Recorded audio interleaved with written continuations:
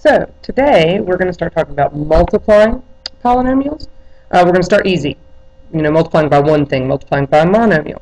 The past couple of days we've actually talked about adding polynomials, and that you had to have like terms.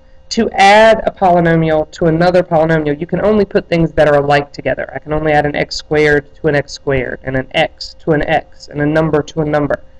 But multiplying is much more open. I can multiply anything by anything. There is no restrictions. They can be different variables. They can be different exponents. They can be a number and a variable.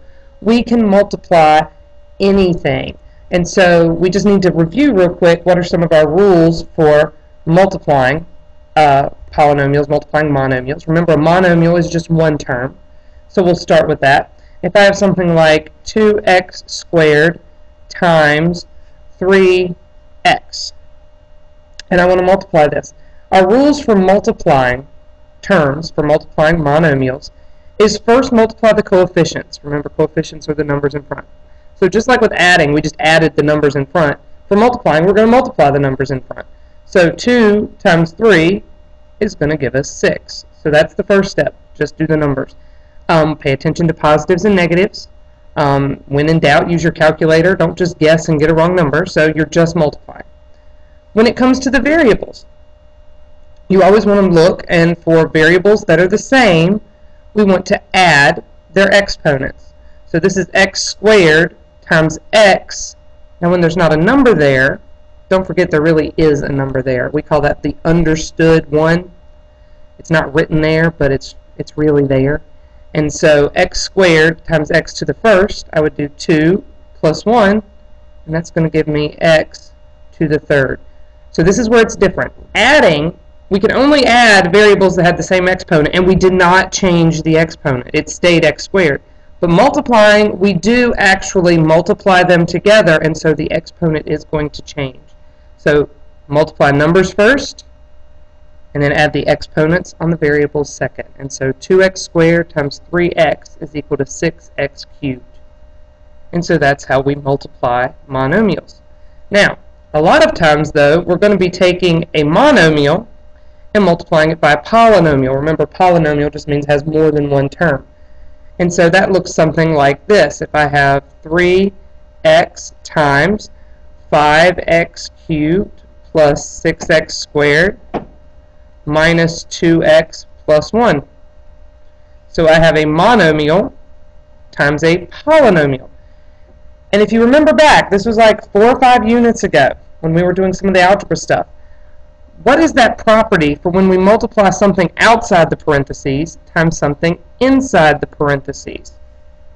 We call that the distributive property. Okay, the distributive property is what we're going to have to use here. When we multiply a monomial times a polynomial, that means that this 3x has to get multiplied by everything. We are equal opportunity in mathematics, so we don't want to leave anybody out.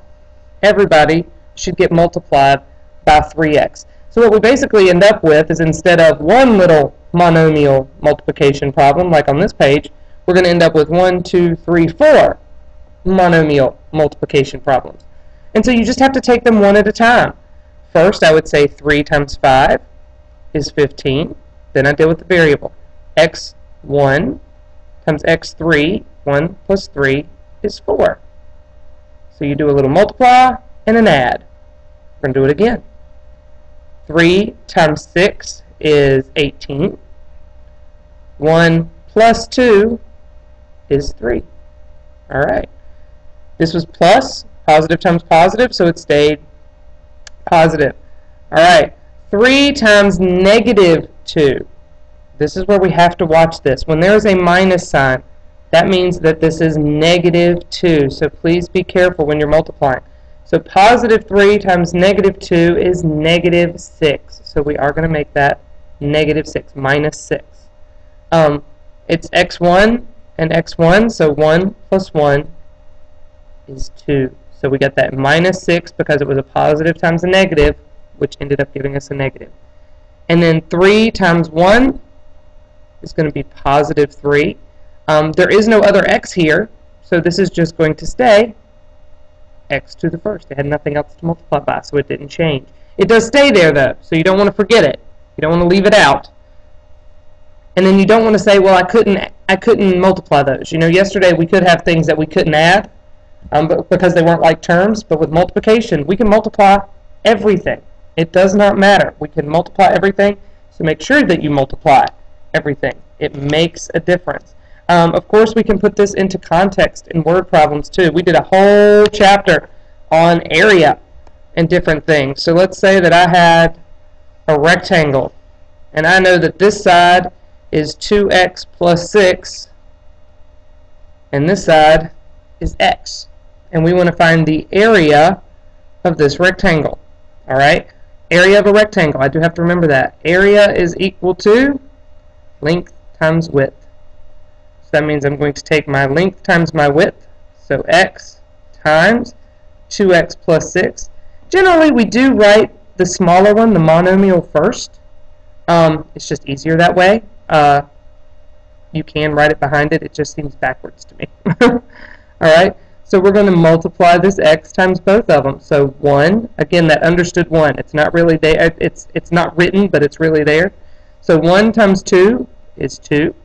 And x1 times x1, so x squared. 1 plus 1 is 2. All right, we've got to do the second one. 1 times 6 is 6.